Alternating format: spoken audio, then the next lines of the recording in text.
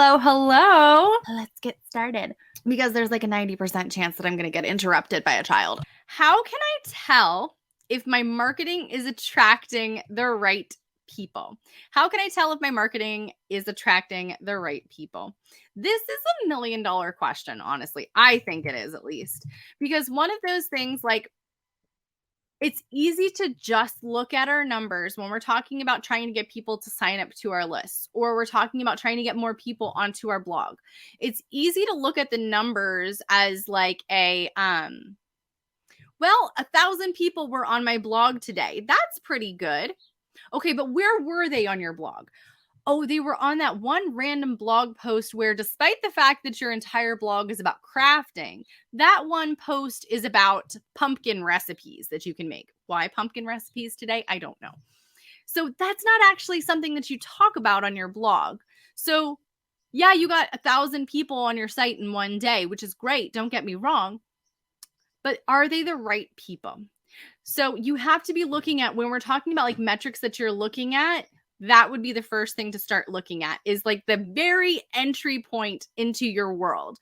How are these people coming into your website, your YouTube, your Instagram, whatever it is? How are these people showing up, getting onto your email list? Is this from that one blog post that you were like, I wrote that 6 years ago, didn't think that anybody was going to see it, and now I have people who are signing up for an essential oils email list that I don't talk about anymore? So number one is looking at, how are the people coming into your world? Are they coming into your world from articles that you talk about? Is it for blog posts that you actually talk about?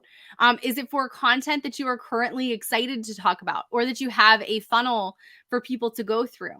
If the answer is no, then that's where the problem is going to be coming in, because it's easy. Again, we get really caught up in saying like 1,000 people signed up for my list. 1,000 people showed up on my site yesterday. Yay, that's great. But not all traffic is created equal. Not all email signups are created equal. So if we have a bunch of people who are signing up for your email list for an essential oil post that you don't talk about anymore, your marketing is probably not going to land for them. So let's say you talk about crafting, and I'm going to pick on Jennifer Maker now. Let's just say you are Jennifer Maker and you talk about Cricut machines and cutting things out with your Cricut machine and crafting and beautiful things like that. But way back in the day, because I happen to know this about Jennifer, she talked about Disney stuff. If for some reason on her site, now I don't think that this is real, but if for some reason on her site she had a post about how to get a fast pass from Disney, I don't know anything about Disney, for $10, right? That's great. And some people might sign up for it. But now she's talking about crafting stuff. Now she's talking about Cricut. And now she has a bunch of people who are there to hear about Disney and Disney deals and how to save at Disney and how to like get the most magic out of your trip to Disney, whatever it is, because I'm not a Disney person. And they're now on her list. And now let's pretend like that was the only opt-in that people signed up for like months.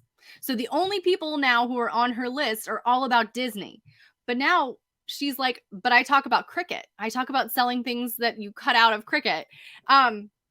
Why isn't anybody buying? My list grew by 100,000 last week. Why aren't people buying what I have? The answer comes back to the very beginning. How did they get onto your site?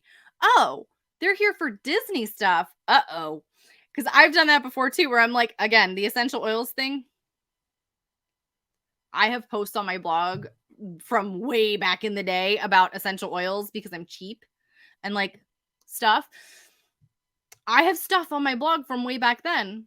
So if I left that opt-in there to have people sign up for an essential oils list, and I'm over here talking about finances and like ways to save money on groceries, they're going to be like, no, I'm not going to buy that. I don't need that. I need to be here for essential oil stuff. So how can you tell if your marketing is attracting the wrong people? If nobody's buying your stuff that you know for a fact, this is what they need. This is what's going to help them. And even if it's not buying, maybe it's just like I'm giving you a link to go to a blog post on my site or to a YouTube video where I show you how to make your own laundry detergent and save money while doing it. If nobody clicks on that, but I've got, again, 100,000 people on my email list and nobody's clicked on the link about saving money, but everybody's opened it appropriately. Like I see my open rates are good, but nobody's clicked on where I want them to go. That to me is a red flag. That's saying, okay, we've got a problem. Now, if we rule out tech issues, right? Like, so we know that it got sent out to the right people. We know that the link works and everything, but nobody's signing up. Nobody's clicking on it. No one's taking action from it. That's a red flag. That says to me that we have a list of the wrong people. So how can we fix this? How can we make sure that our marketing is attracting the right people? First off, this is the thing that I'm still doing because I have my blog since 2015. It's a dinosaur at this point. Go through your old blog posts and make sure that any old form from ConvertKit or anywhere that you're getting people to sign up for your email list, if you have a form embedded on your site, you want to make sure that the opt-ins for your email on every single blog post are good opt-ins, are things that you want to talk about, are things that pertain to your primary niche, the things that you actually email your people about. You want to make sure that even if you have a blog post on your DIY site that talks about pumpkin recipes, you still want people to show up, because if that post does well, don't get rid of it necessarily, but you don't want people to sign up for your list under the presumption that they're going to hear about pumpkin recipes. You want them to sign up for your list and say, hey, here's a bunch of Cricut crafts, free Cricut patterns that you can cut out for Halloween if you sign up, because then you're going to get people who are actually interested in the topics that you talk about.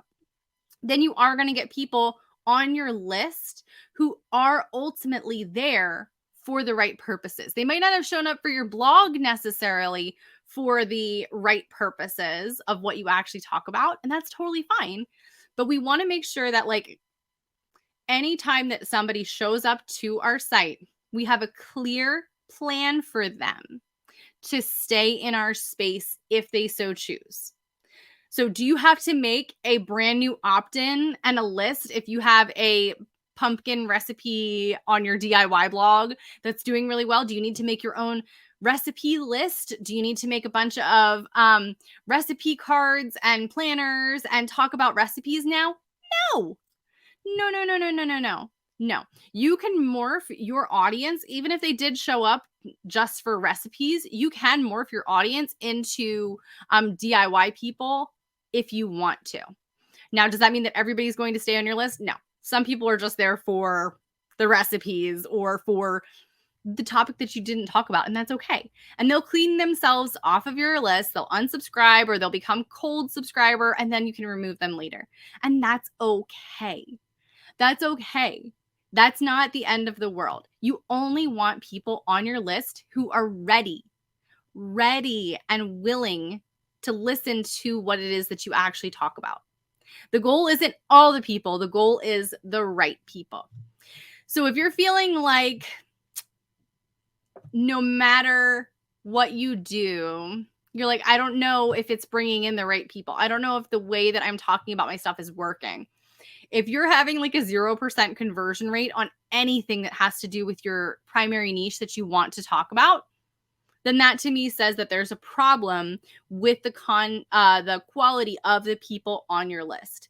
And maybe that means that you have to tweak things around and see what kinds of freebies they're interested in and see where they are and ask them to tell you what it is that they want to talk about.